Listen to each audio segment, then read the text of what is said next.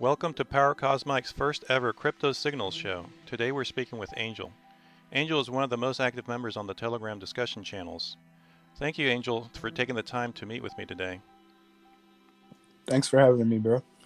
So it's the big V Day. Any little plans on the side or just chilling? Yeah, I'm just chilling, man, watching Netflix. I hear you, man. I'm here in Texas and it's freezing and can't go outside and they got ice on the trees. It's something you hardly ever see over here. It's pretty crazy. Damn, ice in Texas. That's wild. It is, and it's supposed to be for like 5 days, man. It's crazy. Maybe we can start with you telling me a little bit about your background. All right, so basically, I kind of got into like all this entrepreneurship stuff and just being into like technology and everything as a teen. So in my younger years, I was like kind of rebellious. I never really had like much like at my house like to keep me occupied, basically. So I always used to like go outside or like try to be like in places where I'm not supposed to be just out of curiosity. So like my parents used to like basically like keep me in the chicken coop to keep it simple. So like I started rebelling. Started going out to Manhattan on my own and like just hanging out with different people. Like literally, bro, like the way it used to be, at least in Manhattan, like if you're cool, like you can go to like certain places. Or not to say that people aren't cool, but you have to be like a certain type of person. So you go to like stores or like parties, or like, and you just kind of hang out, and the people who like feel your vibes or know what type of person you are based off of like conversation or whatever interactions you guys have will like gravitate towards you. So like I used to literally cut school to go to the city and just to go to a store to buy a hat. Like I would do that like once a week, like twice a week. And through doing that, I met all types of different people, like who introduced me to different opportunities, basically as a teen. So like I had the chance to become straight out of high school. Basically, I had the chance to become an intern at a brand in New York City, and while I was working at that brand, I got to see how like things function during Fashion Week, like behind the scenes in the office, and it kind of got me interested in like uh, the whole entertainment business. So like from there, like I just started basically going out every single time that I could, and I would go straight to Manhattan. Even if I had no plans, nobody to meet, like it didn't matter. I got myself a Cool. little camera. I started doing photography, and yeah. So after I started doing the photography, that's when things started to pick up a little bit more because people started to view me a little bit more seriously. So because I took the investment to buy a Nice. camera. Nice. So from there, like literally met somebody at a party. His name is Gianni, and Gianni basically saw potential in me, and he basically started to guide me. He's the one who introduced me to the brand in Manhattan. Cool. Cool. So through guiding, yeah, yeah, yeah. So through guiding me or whatever, basically just through different plateaus and valleys, it kind of led me to becoming like a manager. I was never planning to become a Right, but manager. that's great. I mean, you got to do. Like you don't. You're open minded and you're able to try some new things out. That's really awesome. Yeah, so like I was just kind of being like water in a cup, basically. Like wherever I ended up, I ended up. But the manager side was like next level for me, at least. I was only Wow. 17 Wow. when my first friend asked me to manage her. And I was just like, damn, bro, all right, let's do it. Like I don't have any experience doing this, but I feel like we could grow as a unit. So I just kind of agreed to it. And Right. So it so looks I like was, you have a lot of creativity and you're also a risk taker. So that's really cool. So yeah, so bro. so talking about that in that particular sense of things, crypto is still in its infancy. So not very many people have had a lot of contact with it. So can you give me a little bit more information about how you came into contact with crypto and decided to start being more involved? Right. So basically, long story short, through my meetings with entrepreneurship as a teenager, it just got me interested in business. And my first introduction to business was Robert Kiyosaki, Rich Dad Poor Dad. My mom got me Right, that right. book, and she told me to read it. So I read it, and I got interested in what he was talking about. And basically, he was warning us from like way back from around the time when I got the book. He started talking about like some type of big shift or an event coming in like the next 10 years. So like from him saying that, like it kind of just got me interested in like looking around, like being curious like around finance, like what could be the Right. next thing, So like literally just digging through the Robert Kiyosaki rabbit hole. I ended up finding Bitcoin again. Oh, But I'm saying again because in my youth, like when I was in high school, my friends used to like interact with Bitcoin. Like they would buy Bitcoins to get illicit things, right, right. And In the early it was days. it was never, yeah, exactly. It was never like a thing. Like people weren't like, oh, Bitcoin is like a thing to buy. They were just buying it because like it could get them something Right. It else, was a tool at that point. Right. So basically, I found crypto again through that rabbit hole, and I'm like searching on YouTube and stuff, watching videos, and I learned about Ethereum mining. And the only reason why I chose Ethereum over Bitcoin was because the Bitcoin price was way higher. So in my mind, like it was just like, okay, so the better one to mine would be Ethereum because it's cheaper. Yeah, yeah. I'm with you, So man, like, because for me it was more about the horsepower. It's like Bitcoin takes so much power to mine, and Ethereum was just at the time was a little bit more cost effective and was more profitable. right. So like 2017 spring, summer, I Yeah, yeah, guess you yeah. could say. That's when I set up my rig or Yeah. whatever, my computer. But it wasn't actually even mine. It was my little Oh, brother's cool. gaming I computer. remember I remember when I found out about this whole thing, and someone told me about Ethereum, and so I decided, I'm going to go buy a rig, right? So I go to here they have this thing called Fry's where they have all these graphics cards and computers, right? So I've built computers before, so I figured, it'll be easy. I'll go out there and get some graphics card, and it's time to go. And I get there, and all the shelves were bare. There was not a graphics card to be seen, man. It was only all the low end stuff. All the high end cards were gone. It's like gamers couldn't even find graphics cards. Yeah, I remember that frenzy, man. That's kind of like drove my interest also, I was like, damn. So there might be something here if like all these people are buying these graphics Exactly, cards. exactly. Like I never thought a graphics card could be used for anything other than playing video games. Yeah, I mean, I never even had that thought. I mean, but thought it was very. I liked it. It attracted me because of the kind of the geeky side of it, the computer side of it. Just the thought of being able to, from nothing essentially mine money and then have money that you can then use. That's what I found interesting. Uh, so another Right, thing right. that I'd like to explore with you is, you shared your background as an artist in New York and also interacting with that particular community. Could you give me maybe some insight on how artists are currently viewing crypto as a general, not necessarily anyone that is in it right now, but in general, what is their level of awareness? Right. So as far as like those that I know, the people that I've been around, they don't really have much exposure to crypto, except with the exception of post Elon Musk, right? Yeah, Because yeah, after I hear you. Elon, now everyone Right. knows about it. Took to But Twitter. prior to yeah, right. Prior to this though, like nobody even cared. Like when I was mining Ethereum, I used to tell my friends about it, and basically like they would just look at me like I had 10 heads. Yeah, I hear you. I mean, people are like, what is that exactly? I remember it myself, when I first heard about the whole thing. Because they used to have, like, I don't know if you remember this on YouTube, they used to have ads all the time, like, you can get free Bitcoins. All you got to do is play these games or set up a miner and all Yeah, that. I was yeah, like, come yeah, on, man, this is stupid. It just doesn't make any sense. It was like, how can this thing yeah, have man. any value, right?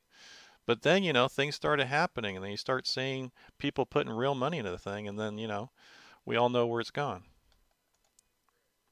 Right. I wish I would have like bit the bait Yeah, I back hear then, you I know? hear you, man. I should have done it, but for me, I was just so busy with work, and I never really had a chance to play with that stuff. Yeah, But yeah. I'm here now, man. Yeah, so just to kind of like round that out, basically like before this Elon thing, like they never really cared. Like artists are more like focused on fame and concerts. I mean, obviously as they should, like they're more focused on the craft than Oh anything yeah, that else. makes Like that makes total they're sense. right. They literally tunnel vision. But to complete the craft, like to become a successful artist, like you got to be able to bolster yourself to an extent, you know? Like you can't really just be trying to navigate the seas with no capital, like nothing, you know what I'm saying? Nothing Right. behind you. I mean, like, and people do it all the time. So I'm not saying don't go chase your dreams if you don't have $1 million, but it's kind of like a priority thing, you know? Like the first thing is the first thing is that you need to eat, right? Absolutely. Yeah. So if you can't feed yourself, how are you going to become an artist? Like the whole starving artist thing is like kind of like stupid to me because it's like, bro, you can just lay your foundation first and then build your whole house and everything on top of it. Be all the artists you want to be, you know? Like once you have that base established, like you'll be okay. So I used to try to teach them that all the time, like all my friends and stuff, but they didn't really care about information like that. People were just trying to party. Like I used to give them books to read, like, and I would never get my books back. And I'm not upset that I didn't get the books back, but they didn't read Yeah, them. that's too bad. It's So like at least read it if you're gonna keep it, right? Yeah, so you yeah. think even in like the starving artist community, even those folks aren't really looking at this, right? Not really. Like we have to, at least this is what my mission is. Like I'm trying to find a way to, I mean, of course there's like big projects that are working on things like this, but I want to find out how I can bridge them over, like, and not make it seem like a painstaking process. Like getting acquainted with the whole technology thing, like most of my friends that make music like barely know how to use their iPhones, you know? Like they just write notes on the note app, they go on Twitter, Instagram and stuff like that. They don't really do anything more Yeah, advanced than that. there's still a big So it's learning like, curve, right? yeah, so bringing them into this ecosystem is still going to be kind of hard. So I've been trying to figure out ways that I could like maybe use my brand, or I don't know. Yeah, I don't so know. on that topic though, for you personally, what was it that flipped the switch for you? So, you're looking at these folks and you're not able to activate them, but something activated you. Right. So basically just the fact that I'm open to learning. Like I love to learn, you know? Most people aren't really like that, but I love to learn and I pay attention. I would never like disregard anyone's like critique or ideas just because of like who they are, you know? Yeah, yeah, I So hear you. starting with the Robert Kiyosaki thing, like it just led me down this deep rabbit hole, and it made me think that beneath like all of the vanity and like everything that we see, like there's something bigger going on, Right, right? right. So, So I'm yeah. looking at the. Oh, No, oh no, my no. bad. It's So fine. It's just a little bit tough trying to figure out when to go in. But yeah, yeah, so I just, since we're on the topic, I want to ask you, it's like, so, you're talking about learning and exploring and all these kinds of things. So, in that process, what did you find to be the most valuable resource to help you learn about crypto? crypto. Okay. My best resource for crypto in the beginning was YouTube. But that was before I had joined Twitter. Twitter was awesome because like basically like you didn't really have to go to any websites or anything. You could find all the news like just scrolling through the feeds and stuff if you followed the right people, you know? So Right. I just basically followed like 500 crypto people and like just let it go from there, and I unfollowed those who like didn't suit what I wanted to see, you Right, know? right. And Yeah, you start to see like a so from trend, like which ones look to be more serious or have more interesting knowledge, right? yeah, exactly.